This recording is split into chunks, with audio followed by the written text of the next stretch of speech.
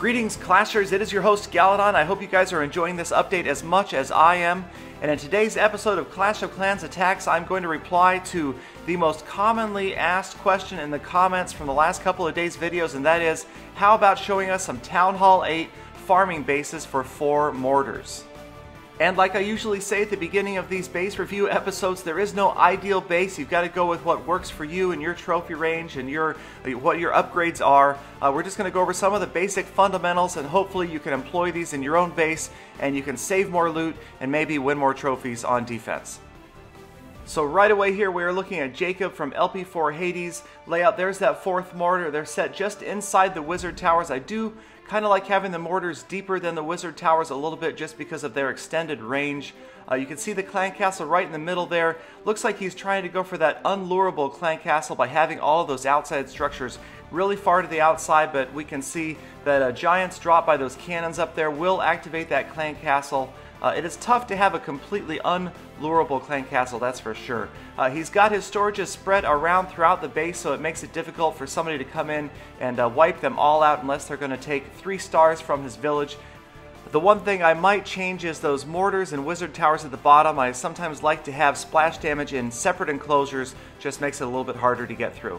So now we're going to look at Wydra from LP4 Hades, another Town Hall 8 farming base with that centralized clan castle and DE storage, triangulated wizard towers, and there are the 4 mortars. Now let's take a look at the red zone of this mortar on the right. We're going to put a little highlight over that, and you can see that this area of the red zone, that means that the mortar cannot strike any units that have gone inside that area. And so if we take that red zone and we apply it to this mortar on the left that is under construction, we will see that there is a red zone that extends outside the walls, and that's generally why I like to try to bury the mortars a little bit more deeply in the base, also because of their long range. And maybe in this case he's just moved that mortar out there because it is under construction, and I'm imagining that he might move it back in a little more deeply, maybe switch it with that left wizard tower once construction is finished. But I do like the overall layout. One more thing I might alter is these 2 double bombs right here. Generally an anti-hog feature. I like to try to put those between 2 defensive structures so that it makes it that much more likely that the hogs will run over it and get vaporized. Okay, moving on to V Perez, another Town Hall 8 4 mortar farming base. You can see that 4th mortar under construction at the top there. He's got his mortars spread out pretty well. He's got his wizard towers triangulated. He's got the centralized clan castle right here. And you notice the walls. He's got his higher level walls towards the inside of the base and the lower level 7 walls towards the outside. I do like that strategy as well. He's got alternating elixir pumps and gold mines around the outside. And then on the inside here, these skeleton traps, I might move those away from the center just because those skeletons do tend to create a good distraction and draw attacking forces away from the center, away from that valuable DE. So now we're going to move on to Paul from LP4 Hades, another Town Hall 8 4 mortar farming base.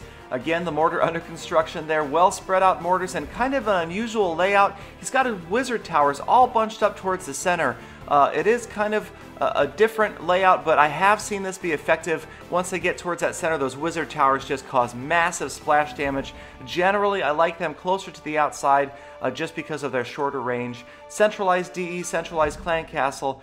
Trying to alternate more or less the cannons and the archer towers around the base, that's a good thing as well. It makes it so you're not more vulnerable to air attacks from one side versus the other. And again, the alternating pumps and gold mines.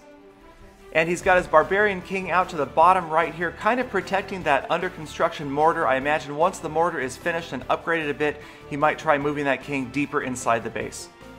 So there are some solid Town Hall 8 farming bases in my opinion. I know with any base design, base review, you're going to find highly opinionated people. It's highly contended what works best. But again, I think there's some fundamentals that recur in all base designs that we can use to make better bases.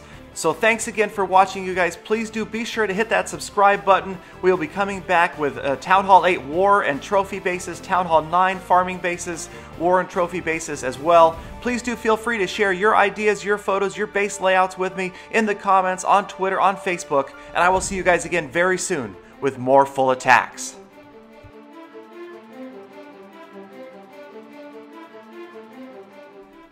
Galadon, I want the last 5 minutes of my life back. Complete waste. I didn't see a single gym box. The highlight of this video, again, is me.